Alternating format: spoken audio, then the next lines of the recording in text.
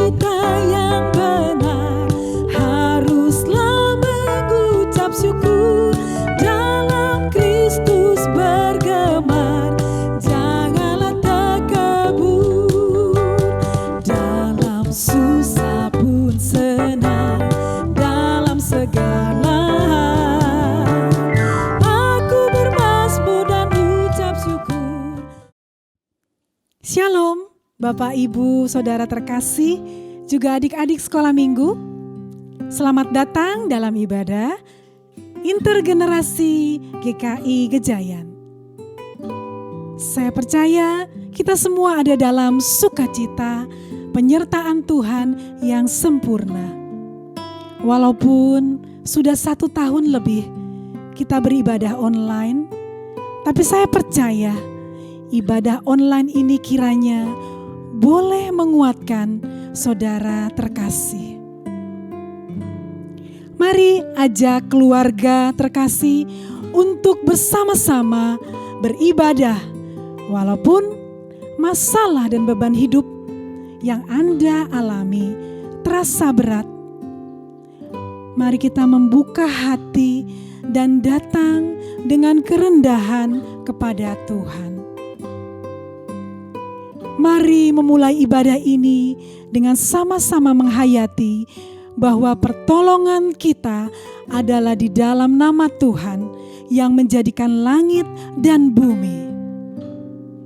Kita masuk rumahnya, berkumpul dan menyembah Dia. Arahkanlah hatimu dan angkat tanganmu. Mari muliakan namanya.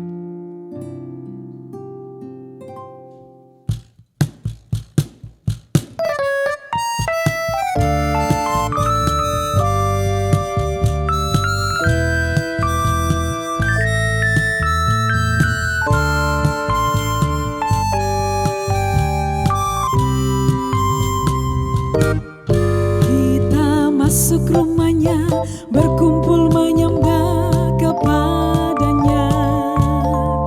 Kita masuk rumahnya, berkumpul menyembah kepadanya. Kita masuk rumahnya, berkumpul menyembah kepada Kristus. Menyembah Kristus Tuhan.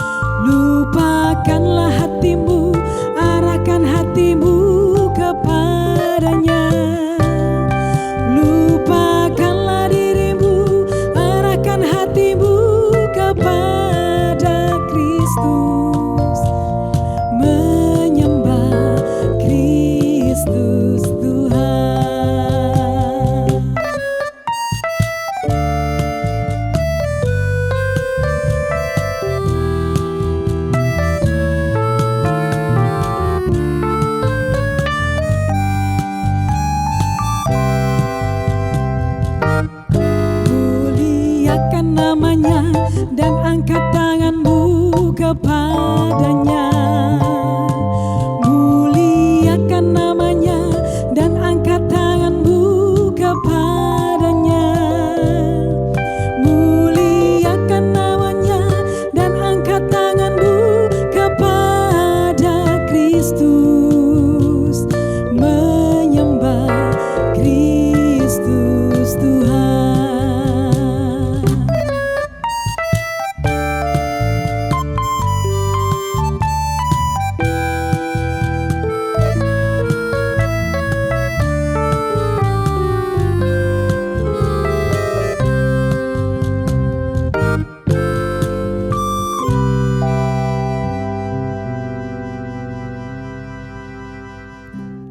Mari saudara, kita mengambil waktu sejenak untuk mengaku dosa di hadapan Tuhan.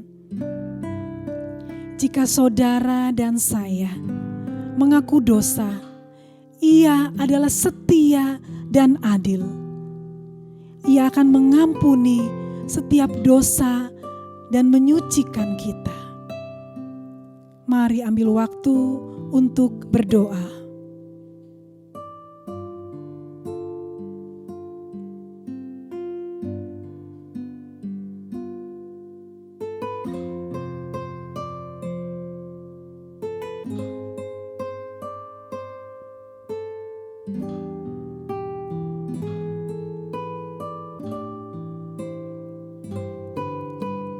Ini kami ya Tuhan, orang-orang berdosa yang mau bertobat dan memohon ampun kepadamu. Amin.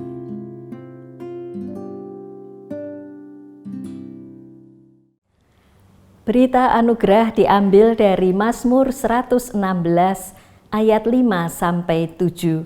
Tuhan bersabda demikian.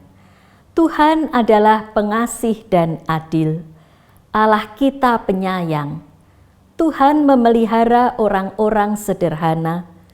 Aku sudah lemah, tetapi diselamatkannya aku.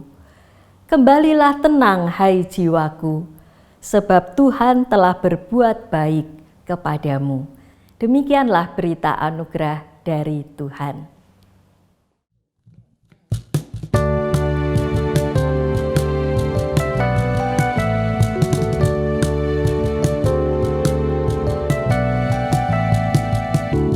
Berkuasa di bumi di surga,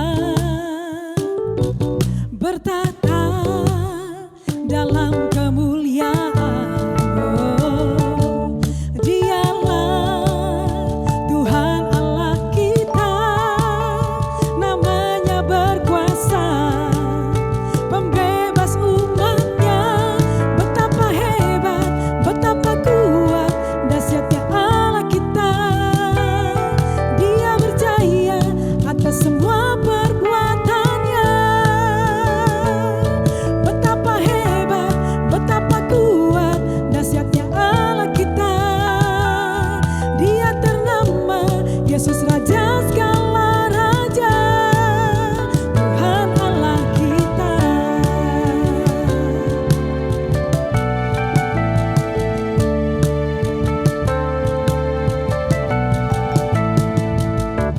Berkuasa di bumi di surga, bertahta dalam kemuliaan. Oh, Dialah Tuhan Allah kita, namanya berkuasa, pembebas umatnya. Betapa hebat, betapa kuat, dahsyatnya Allah kita. Dia berjaya atas semua perbuatannya. Betapa hebat, betapa kuat, dahsyatnya Allah kita. Dia ternama Yesus Raja segala raja, Tuhan Allah kita. Betapa kuat, betapa hebat, dahsyatnya Allah kita. Dia berjaya atas semua perbuatannya. Betapa hebat, betapa kuat, dahsyatnya Allah kita. Dia ternama Yesus Raja segala raja, Tuhan Allah kita.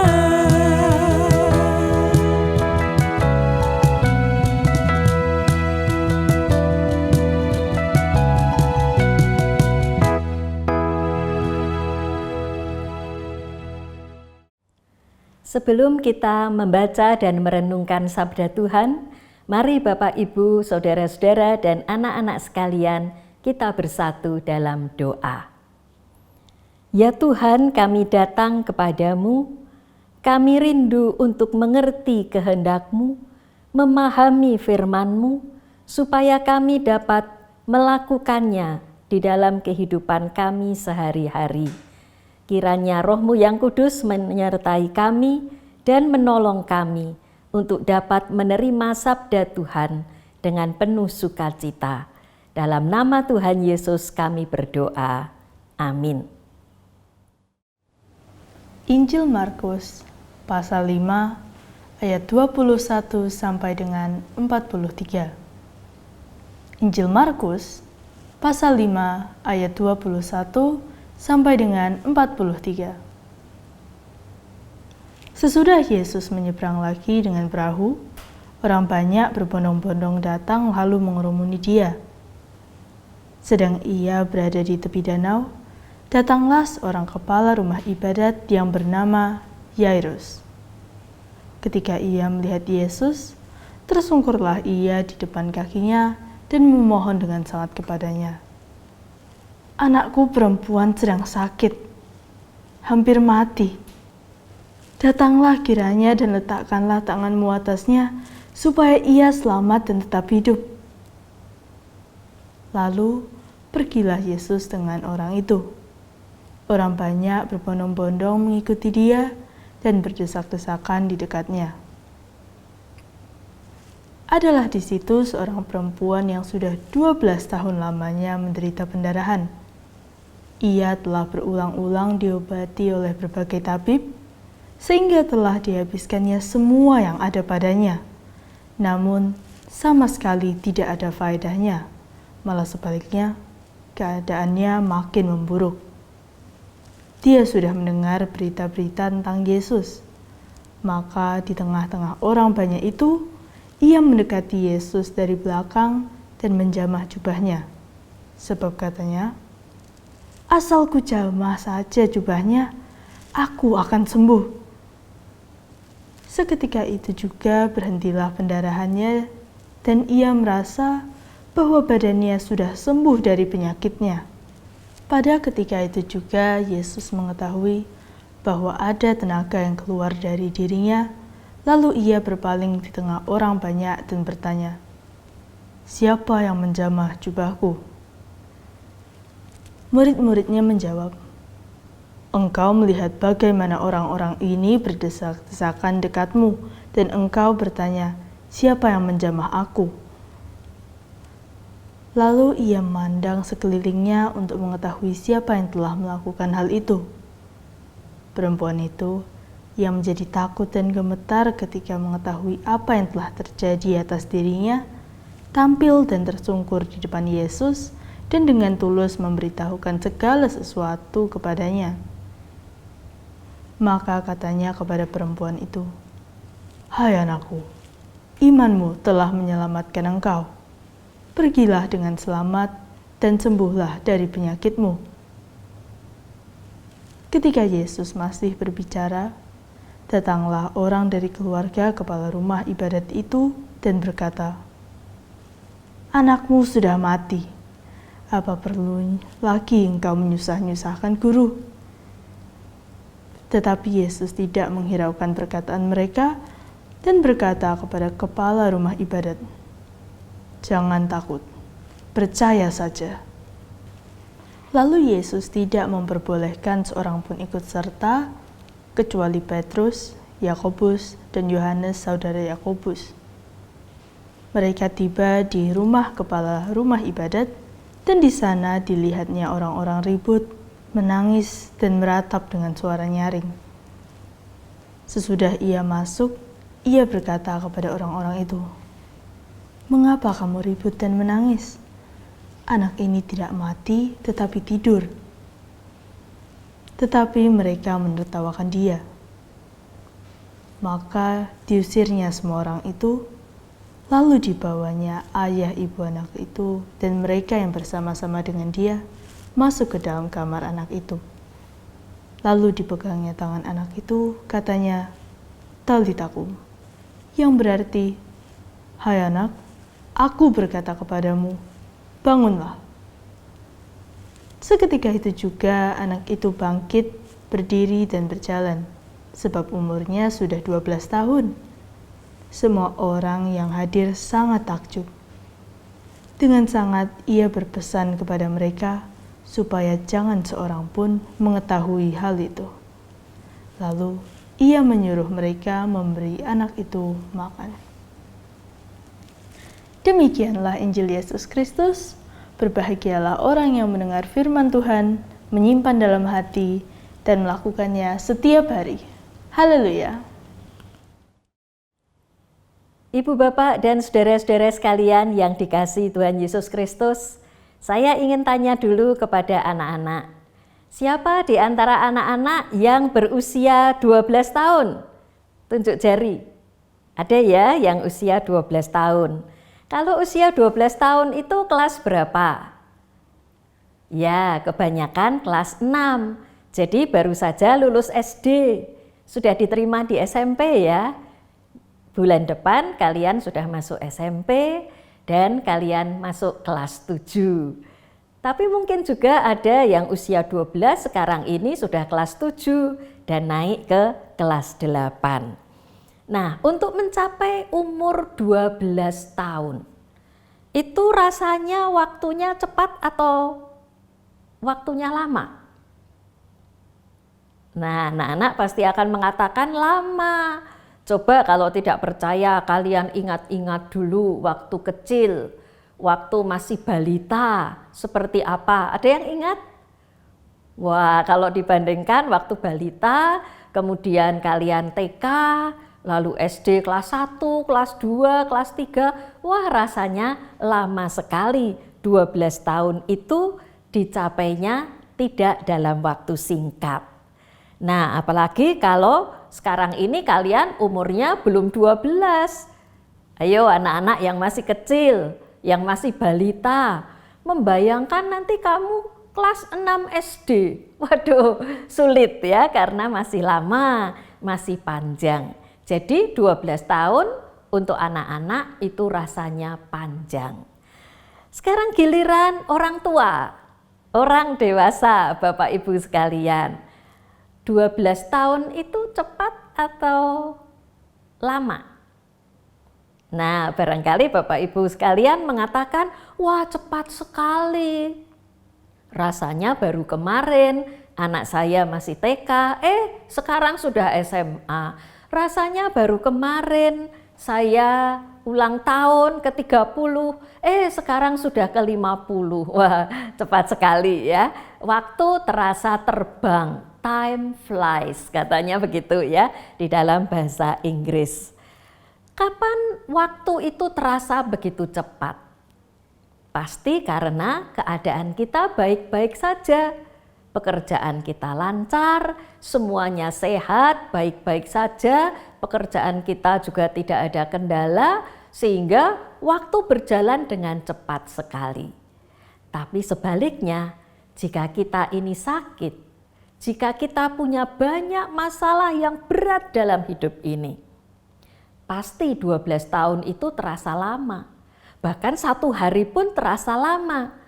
Karena kita sedang sakit atau kita sedang menghadapi masalah yang berat di dalam hidup ini. Itulah yang seringkali kita alami. Entah terasa cepat atau terasa lama. Itu semua bergantung pada keadaan kita. Ibu, Bapak, dan saudara-saudara serta anak-anak yang dikasihi Tuhan, perikop kita hari ini yang cukup panjang dari Markus 5 ayat 21 sampai 43 terdiri dari 2 kisah atau 2 kejadian yang terjalin menjadi satu. Dan itu seringkali disebut sebagai sandwich story atau sandwich naratif itu ya. Mungkin anak-anak tahu di sini sandwich itu apa? Ya, roti yang berlapis-lapis yang diisi di tengah-tengahnya ada keju, ada daging, ada sayur gitu ya. Sehingga lapisan-lapisan itulah yang kemudian membentuk sebuah sandwich. Nah, 2 cerita yang digabungkan menjadi satu, terjalin dari bagian satu, kemudian diseling cerita kedua, kembali lagi ke bagian yang pertama, itu juga disebut sebagai sandwich story atau cerita sandwich. Nah, dalam perikop kita bisa melihat bagian yang pertama, yaitu ayat 21 sampai 24. menceritakan permohonan Yairus. Kemudian dilanjutkan ayat 25 sampai 34, Yesus menyembuhkan seorang ibu, seorang perempuan yang sakit pendarahan. Kemudian kembali ayat 35 sampai 43 melanjutkan yang tadi. Tuhan Yesus menyembuhkan anak Yairus. Mari kita lihat secara lebih detail. Siapa itu Yairus? Yairus adalah seorang kepala rumah ibadat. Rumah ibadat dalam bahasa Yunaninya sinagoge. Ya. Yairus adalah seorang yang penting karena dia adalah kepala rumah ibadat. Rumah ibadat itu tempat anak-anak belajar membaca Taurat di dalam bahasa Ibrani. Setiap harinya, mungkin sore hari, nah kesanalah anak-anak datang untuk belajar membaca Taurat, membaca firman Tuhan. Kemudian pada hari Sabat atau hari Sabtu, orang-orang Yahudi datang beribadat, membaca Taurat, membaca kitab nabi-nabi atau Mazmur di dalam rumah ibadat itu. Nah, kepala rumah ibadat tentunya dekat atau bahkan seorang ahli Taurat. Karena di rumah ibadatlah Taurat itu dipusatkan. Biasanya ahli-ahli Taurat itu memusuhi Yesus, tidak senang kepada Yesus, merasa disaingi oleh Yesus. Tapi Yairus berbeda. Yairus justru datang kepada Yesus minta tolong karena anak perempuannya sedang sakit berat.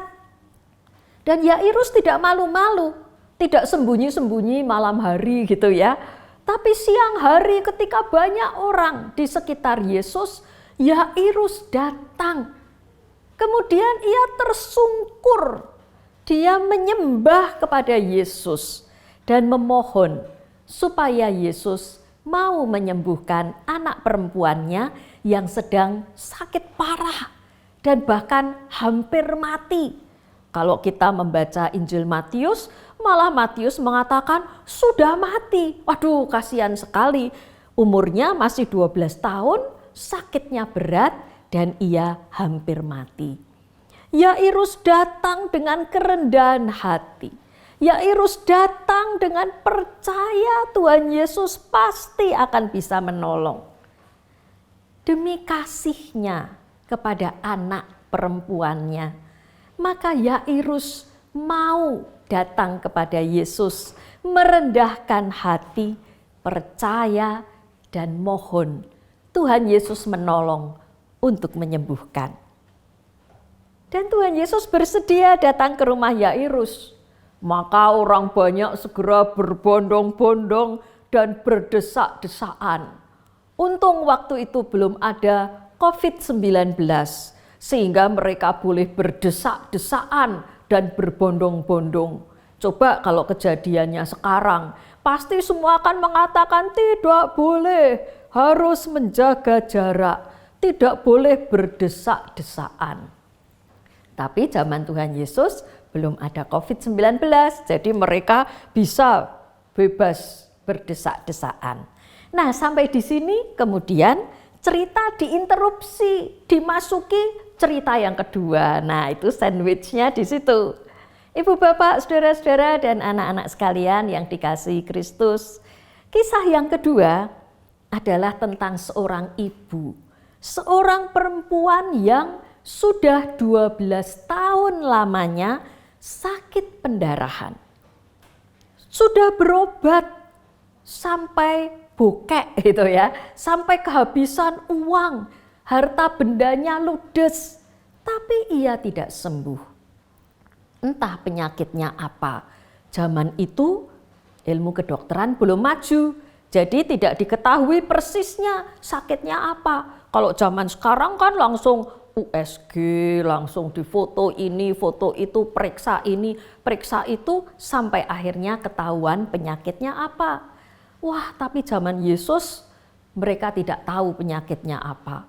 Coba-coba diberi obat, ternyata tidak juga sembuh. Sakit pendarahan tentunya membuat menderita. seperti orang kehabisan darah, lemes, anemia. Atau juga mereka atau orang yang sedang mengalami sakit pendarahan, tidak hanya sakit tubuhnya, tapi juga sakit hatinya. Mengapa? Karena dikucilkan, disingkirkan dari masyarakat, dianggap najis atau kotor secara agama, sehingga ia disingkirkan. Tidak boleh berdekatan dengan orang lain, karena orang lain yang bersenggolan nanti ikut menjadi najis, ikut menjadi kotor. Jadi tidak ada orang yang mau untuk dekat-dekat. Maka kita lihat, kalau ibu ini berani ikut berdesak-desaan di sekitar Yesus, berarti ia nekat.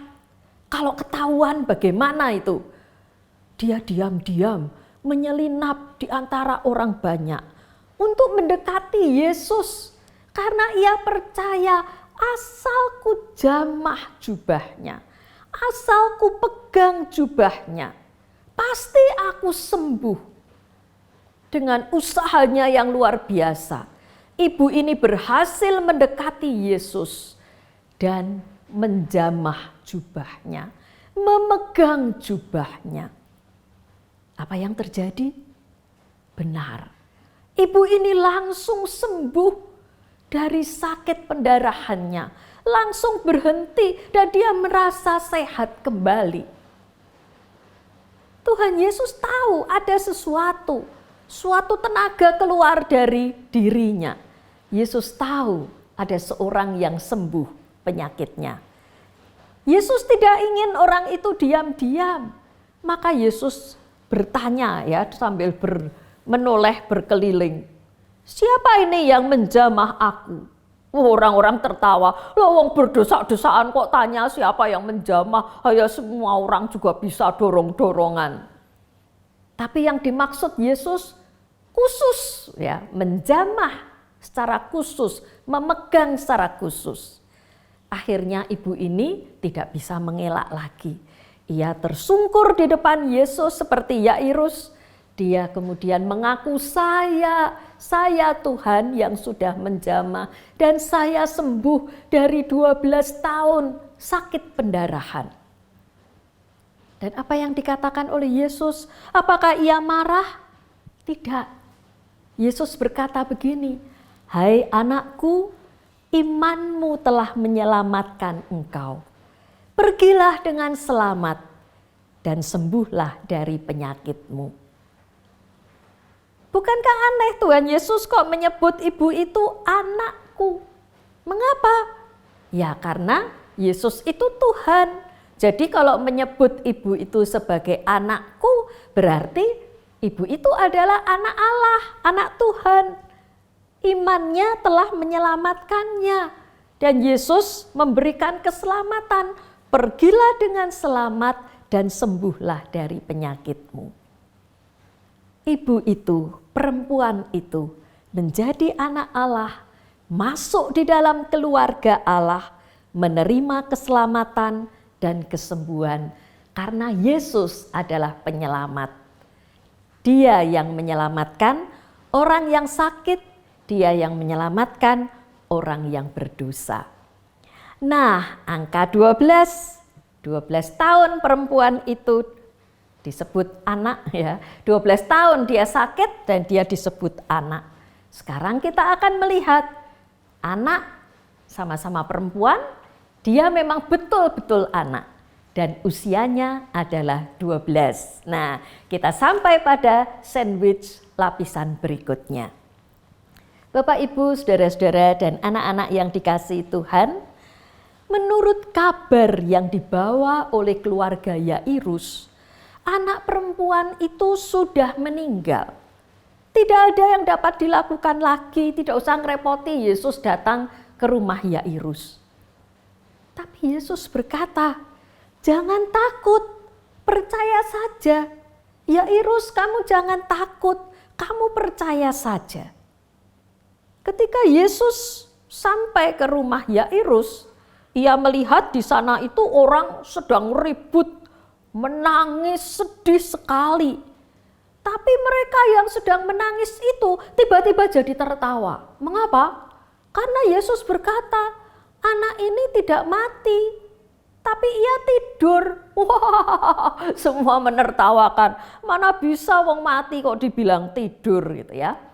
Yesus menyuruh mereka semua keluar dari ruangan ini supaya tenang. Lalu Yesus memanggil ayah dan ibu dari anak ini, Yairus dan istrinya. Yesus juga membawa 3 orang muridnya, Petrus, Yakobus, dan Yohanes. Kemudian Yesus menyembuhkan anak perempuan itu, bahkan membangkitkan kalau memang anak itu ternyata sudah meninggal. Yesus berkata, "Talita kum." Apa artinya? Dalam bahasa Aram itu artinya, "Hai anak, bangunlah." Memang dia masih anak-anak, usianya masih 12. Dan Yesus berkata, "Hai anak, bangunlah. Bangunlah dari tidurmu, bangunlah dari kematianmu." Maka anak itu bangun dan kemudian ia hidup. Ia sehat kembali. Ia juga menjadi anak Allah. Sama seperti ibu yang 12 tahun sakit pendarahan. Anak umur 12 tahun juga sembuh dan dua-duanya disebut sebagai anak Allah, anak Tuhan. Ibu bapak, saudara-saudara dan anak-anak sekalian, kita dapat membandingkan 2 kisah ini. Yesus menyembuhkan 2 perempuan.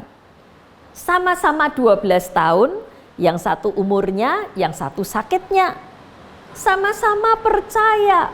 Perempuan itu percaya kepada Yesus, sedangkan Yairus, ayah dari anak itu, percaya kepada Yesus.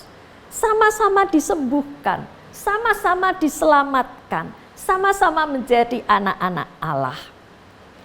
Yesus menolong sampai tuntas, karena Dia adalah penyelamat, karena Dia adalah penolong. Pada masa sekarang ini, Yesus juga penolong, Yesus penyembuh, Yesus penyelamat. Ada banyak orang yang sakit pada saat ini. Kita pun pernah sakit, semua orang pernah sakit. Dengan kita percaya kepada Yesus, Sang Penolong, Sang Penyembuh dan Penyelamat, kita punya harapan untuk sembuh, sehingga kita punya semangat untuk sembuh, kita punya semangat untuk hidup. Khususnya bagi para pasien COVID-19, harus terus semangat, harus terus gembira, harus terus punya pengharapan di dalam Tuhan. Yesus penyelamat, Yesus penyembuh, Yesus penolong. Tapi ada banyak orang yang meninggal. Lalu bagaimana? Apakah mereka tidak sembuh? Oh, mereka sembuh juga. Ketika seseorang meninggal, ia sembuh dari semua penyakitnya. Dan dalam kehidupan yang kekal bersama dengan Tuhan, tidak ada lagi sakit penyakit. Itulah kemenangan dari orang-orang yang terus setia kepada Tuhan, tidak takut sekalipun kematian menjemput.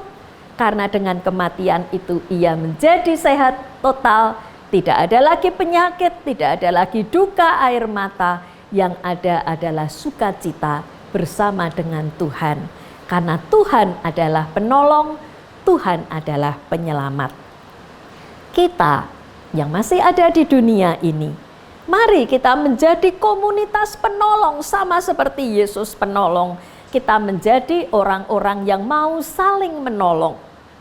Supaya kita menjadi berkat, memberi semangat, memberi iman kepada orang lain.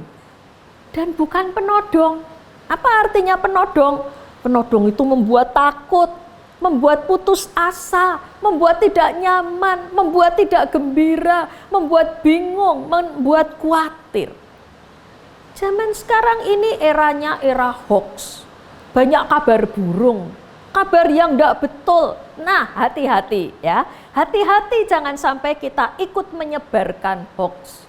Cek dulu sebelum melanjutkan atau mengirimkannya kepada orang lain. Cek kebenarannya, karena banyak sekali kabar bohong. Apalagi tentang kesehatan kok bohong, wah itu berbahaya sekali. Jangan cepat-cepat ingin jadi yang nomor satu untuk mengirimkan. Nah kalau ternyata kabar bohong tidak betul, nah itu akan menjadi bukan menolong tapi menodong orang lain. Bisa jadi membuat orang takut. Komunitas penolong adalah orang yang selalu menolong. Seberapa ia bisa menolong dan seberapa dibutuhkan sesuai dengan yang diperlukan dan dibutuhkan oleh orang yang ditolong. Mungkin saat ini ada banyak orang yang harus isolasi mandiri. Kita dapat menolong mereka, mengirimkan makanan, mengirimkan ayat, buku, atau sesuatu yang dibutuhkan oleh mereka yang sedang isoman supaya tidak berputus asa, tapi punya pengharapan dalam Tuhan. Kesulitan-kesulitan zaman sekarang ada karena pandemi, mungkin pekerjaan, usaha terganggu. Kita bisa saling menolong, kita bisa saling memperhatikan. Kita bisa memberikan informasi yang benar untuk menjaga kesehatan, untuk meningkatkan kekuatan tubuh dan kesehatan kita. Kiranya Tuhan menolong kita semua supaya kita dapat menjadi komunitas penolong, saling menolong dan bukan saling menodong. Amin. Mari kita berdoa dan sekaligus juga menaikkan doa syafaat yang akan kita akhiri nanti dengan menyanyikan lagu Doa Bapa Kami. Mari kita berdoa. Ya Tuhan, terima kasih karena Engkau adalah penolong dan penyelamat. Engkau sudah menolong dan menyelamatkan seorang ibu yang 12 tahun lamanya sakit pendarahan. Engkau juga sudah menyembuhkan anak Yairus, anak perempuan berusia 12. Engkau sudah menyembuhkan begitu banyak orang yang sakit. Maka pada saat ini kami datang kepadamu, mendoakan untuk saudara-saudara kami yang sedang sakit, baik itu sakit karena COVID-19 maupun penyakit-penyakit yang lain.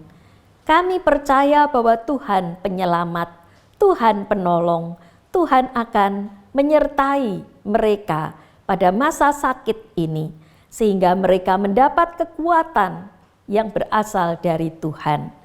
Kiranya Tuhan menghiburkan dan menguatkan. Kiranya Tuhan memberkati obat-obatan yang mereka terima, supaya semuanya mendatangkan kebaikan. Tuhan berkati juga para dokter dan tenaga kesehatan dalam mendampingi saudara-saudara kami yang sedang sakit, baik di rumah sakit maupun isolasi mandiri. Kiranya Tuhan memberkati supaya tenaga kesehatan tetap memiliki tubuh yang kuat dalam menjalankan tugasnya sehingga mereka tidak mudah tertular. Tuhan berkati supaya pelayanan yang mereka berikan sungguh-sungguh dapat menjadi berkat bagi orang-orang yang sedang sakit. Ya Tuhan, kami juga menyerahkan pergumulan hidup kami dan saudara-saudara kami, khususnya ketika kami menjalani masa pandemi yang menyebabkan pekerjaan kami terganggu, usaha kami terganggu. Kami percaya Tuhan pemelihara hidup kami. Kami mau menyerahkan diri kepadamu. Tolong kami Tuhan, supaya kami dapat keluar dari berbagai kesulitan dan tantangan ini, supaya kami dapat memperoleh jalan keluar yang berasal dari Tuhan. Tuhan berkati juga anak-anak yang masih belajar di sekolah, kiranya Tuhan berkati di akhir tahun ajaran dan memasuki tahun ajaran yang baru. Biarlah kami tetap bersemangat di dalam menuntut ilmu, sekalipun pada saat ini kami masih melakukannya sebagai pembelajaran jarak jauh. Biarlah kami tetap gembira di dalam bersekolah. Tuhan berkati juga para guru supaya dapat mengajar dengan penuh sukacita, dengan kreatif, sehingga dapat membawa anak-anak semakin gembira di dalam belajar. Ya Tuhan, kami menyerahkan kehidupan kami hanya ke dalam tangan-Mu. Kami percaya Tuhan selalu ada dan menyertai kami, Tuhan memberkati kami, Tuhan menyelamatkan kami, Tuhan menolong kami. Kami berdoa dan berserah dalam nama Tuhan Yesus yang telah mengajar kami berdoa.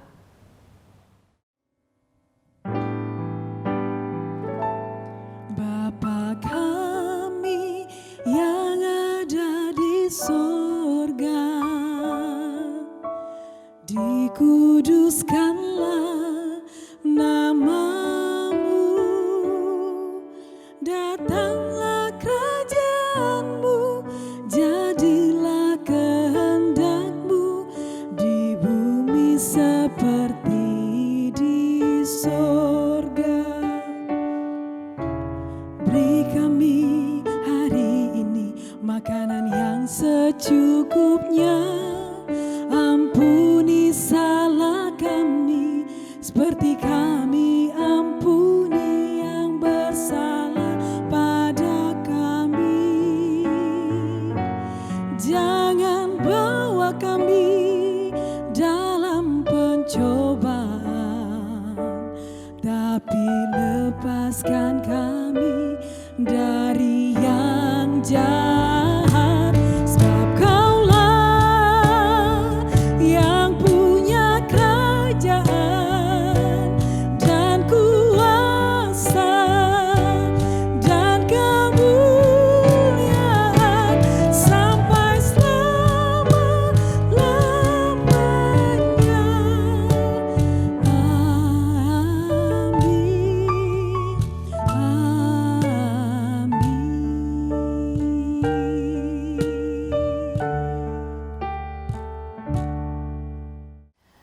Bapak Ibu Saudara terkasih, mari kita respon firman Tuhan dengan kembali mengikrarkan pengakuan iman rasuli yang demikian. Aku percaya kepada Allah, Bapa yang Maha Kuasa, Halik langit dan bumi, dan kepada Yesus Kristus, anaknya yang tunggal, Tuhan kita, yang dikandung dari Roh Kudus, lahir dari anak darah Maria, yang menderita sengsara di bawah pemerintahan Pontius Pilatus, disalibkan, mati dan dikuburkan, turun ke dalam kerajaan maut. Pada hari yang ketiga, bangkit pula dari antara orang mati, naik ke sorga, duduk di sebelah kanan Allah, Bapa yang Maha Kuasa. Dan dari sana Ia akan datang untuk menghakimi orang yang hidup dan yang mati. Aku percaya kepada Roh Kudus, Gereja yang kudus dan am, persekutuan orang kudus, pengampunan dosa, kebangkitan orang mati, dan hidup yang kekal. Amin. Jemaat yang terkasih, mari kita bersama mengumpulkan persembahan syukur kita kepada Tuhan sebagai ungkapan syukur dan ucapan terima kasih kita kepada Tuhan dengan mengingat ayat persembahan dari Mazmur 107 ayat 21 sampai 22. Biarlah mereka bersyukur kepada Tuhan karena kasih setianya, karena perbuatan-perbuatannya yang ajaib terhadap anak-anak manusia. Biarlah mereka mempersembahkan korban syukur dan menceritakan pekerjaan-pekerjaannya dengan sorak-sorai.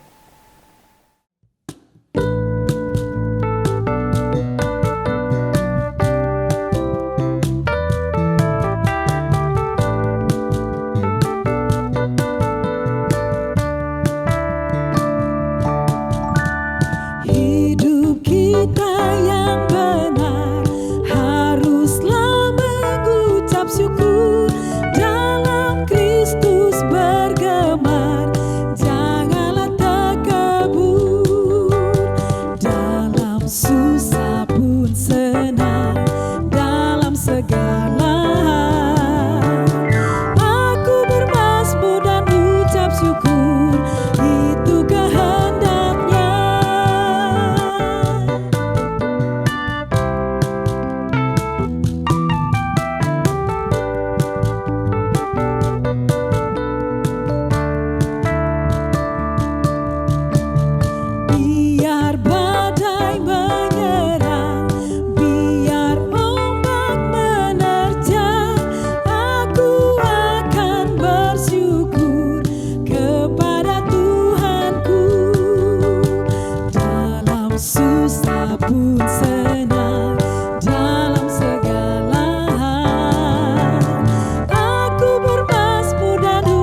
syukur, itu kehendaknya.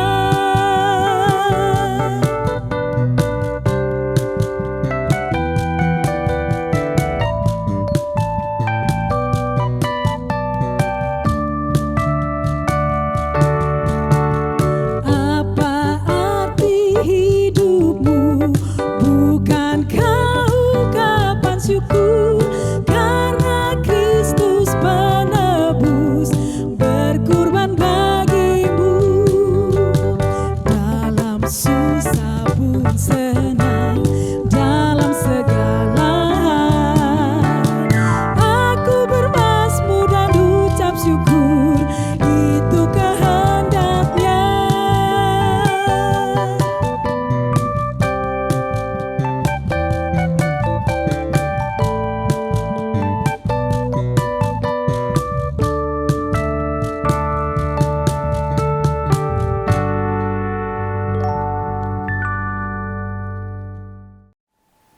Jemaat yang terkasih, mari kita satukan hati kita untuk menyerahkan persembahan kita kepada Tuhan. Mari kita berdoa. Bapa kami yang penuh kasih, Bapa kami, Tuhan kami Yesus Kristus, terpujilah nama-Mu ya Allah. Ya Allah ya Bapa, kami datang kepadamu membawa persembahan. Terimalah persembahan ini Bapa, kiranya bermanfaat bagi pekerjaan-Mu, pekerjaan gereja kami, dan muliakanlah Bapa.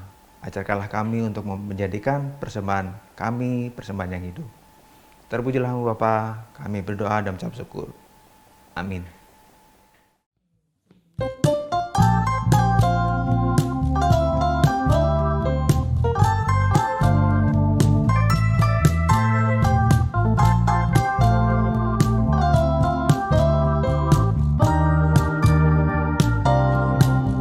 Tuhan mengutus kita ke dalam dunia, bawa pelita pada yang gelap. Meski dihina serta dilanda duka, harus melayani dengan sepenuh. Dengan senang, marilah kita melayani umatnya. Dengan senang, berarti kita memuliakan namanya.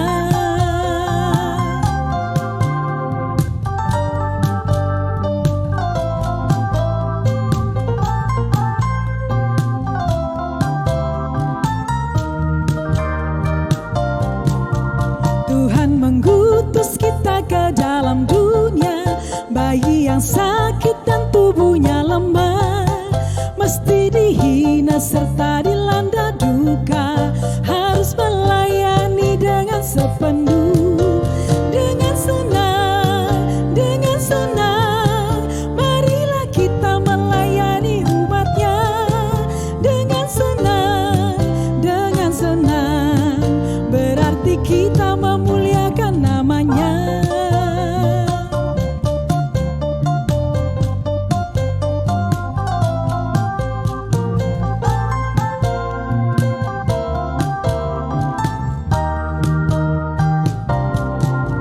Tuhan mengutus kita ke dalam dunia untuk yang miskin dan lapar berkeluh. Meski dihina serta dilanda duka, harus melayani dengan sepenuh. Dengan senang, marilah kita melayani umatnya. Dengan senang, berarti kita memuliakan namanya.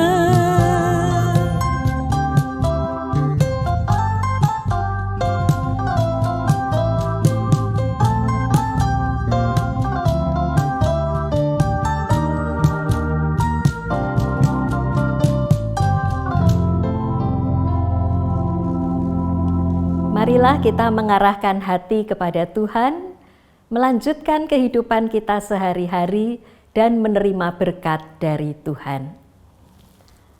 Anugerah Tuhan Yesus Kristus, kasih Allah Bapa, dan persekutuan Roh Kudus menyertai saudara sekalian sekarang dan selamanya.